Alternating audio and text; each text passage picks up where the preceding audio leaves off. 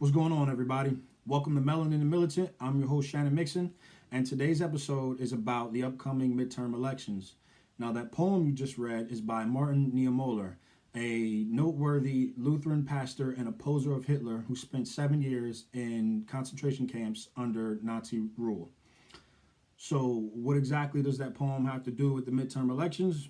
Well, the poem was about and addressed to German intellectuals and officials who, instead of opposing Hitler, went along with the purging and genocide of Jewish people and other chosen victims.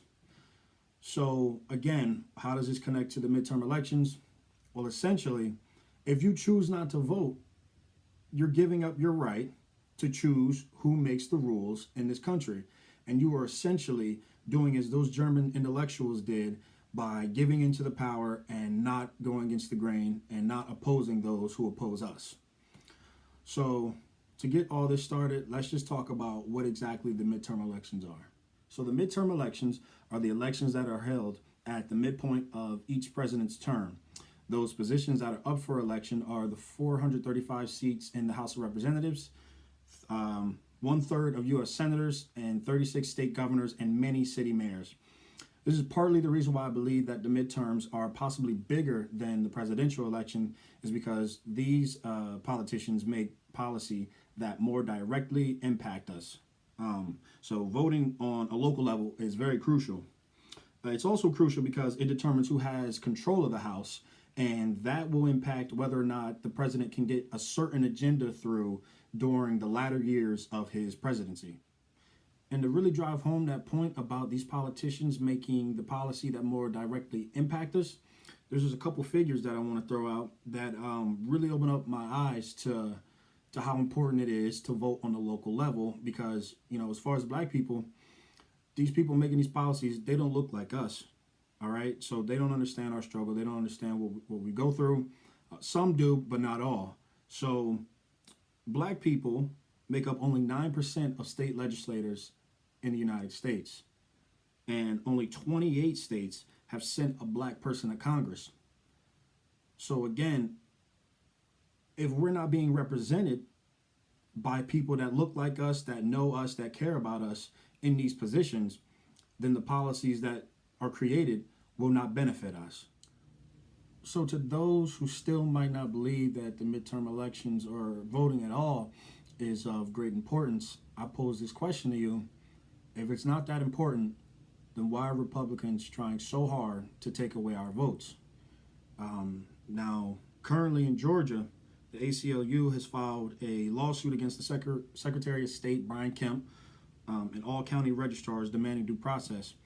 Now, Secretary of State Brian Kemp is also running for governor. To put that in perspective, imagine you make it to the NBA and your first game is against a team, but the referee is also on that team. So not only are you playing the other team, you got to play against the officials as well. That clearly flies in the face of ethics and due process, because right now state law allows election officials to reject a ballot if they believe that the paperwork does not match the signature on the ID of the voter.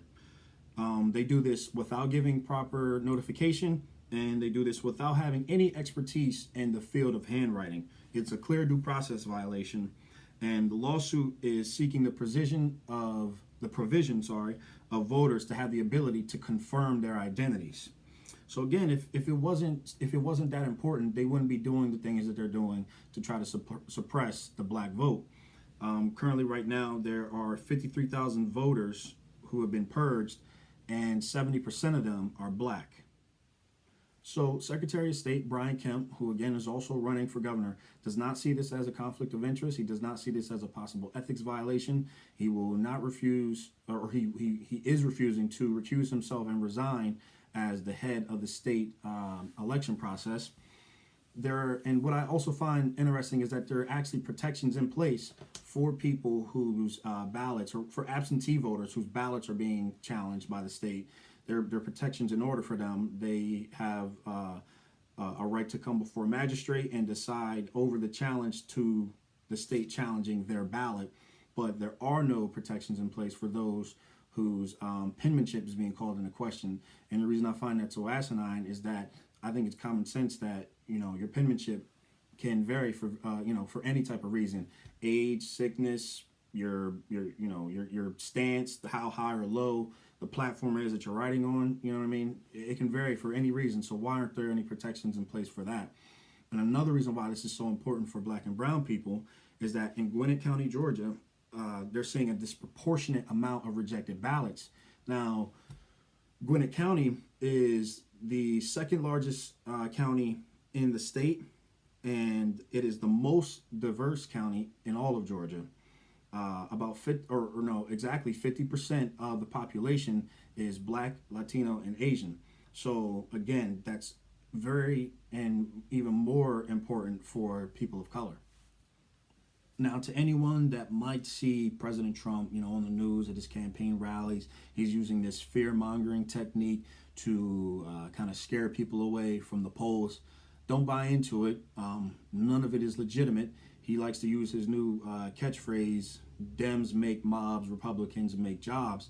But this is a guy that on the campaign trail, right in the midst of finding out that a Saudi Arabian journalist was murdered by his own people, and this man was also a U.S. resident, he made jokes, President Trump did, on the campaign trail about GOP Montana U.S. House candidate, well, at the time he was candidate, made jokes about him body slamming a reporter. Now again, a Saudi Arabian journalist who was outspoken against his own country was murdered by 15 men, and his body was dismembered and packed into small suitcases. And then Donald Trump praises the then GOP candidate of Montana for body slamming a reporter. America's supposed to be, the home of free speech, the freedom of the press, freedom of religion. But this then GOP candidate, body slammed a reporter because he didn't like the question he was asking him. How does that not fly in the face of the First Amendment? So again, I cannot stress this enough. I believe that the midterm elections are much more important than the presidential elections. These people in power are going to make policy that more directly impact us.